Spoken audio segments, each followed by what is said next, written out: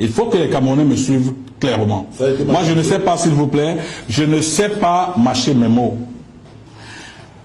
Au soir du 23, non, du 21, avant que je ne parte à Afrique Média, nous avons tenu une réunion au siège du MRC à Odia. Nous étions 38. À cette réunion, on a donné la parole à tout le monde. Quand on m'a donné la parole, j'ai fait des propositions.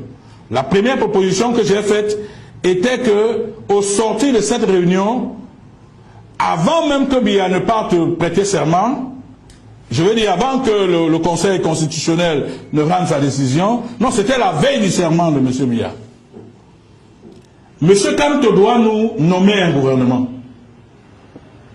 Il ne l'a pas fait. S'il vous plaît. M. Kamto doit nommer les ambassadeurs.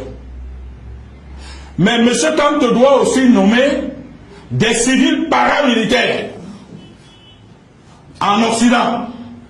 Ces civils paramilitaires, je pensais à Kemta, je pensais à tel, je pensais à tel. Qui devait, s'il vous plaît, qui devait avoir la mission d'aller nous sortir les ambassadeurs sous ma coordination de leur bureau, des ambassadeurs de M. Biya. Il est important que je le dise. Nous étions 38. 37 ont voté cette proposition. 37 ont voté cette proposition.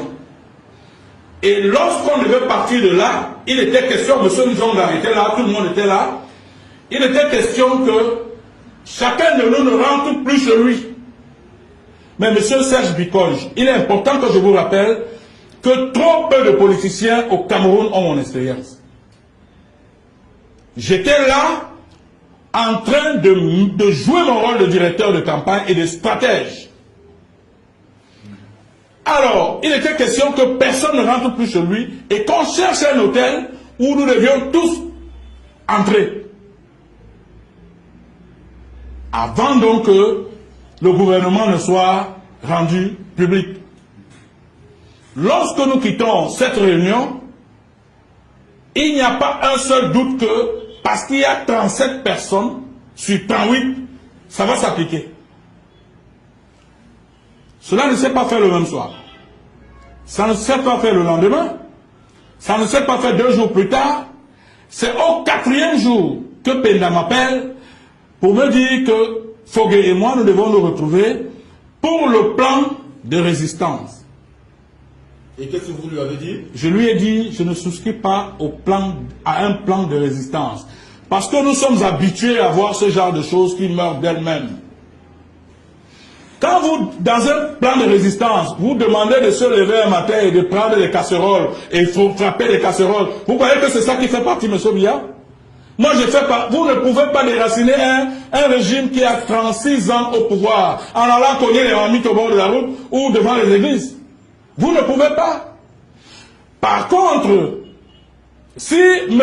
Kemta avait été nommé par un acte de Kamto, si nos vaillants combattants en Allemagne avaient été nommés par un acte de M. Kamto, je peux vous assurer, tel que je vois la détermination de ces gens-là, ces gens seraient allés nous sortir les ambassadeurs de M. Biya.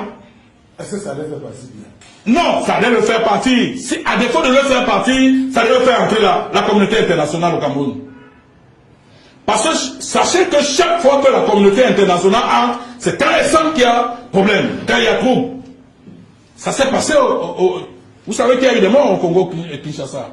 Je ne dis pas qu'il fallait des morts ici, mais je dis que si nous avions réussi à déloger 5 ambassadeurs en Occident, je vous assure que les choses ne seraient plus les mêmes au Cameroun. Aujourd'hui,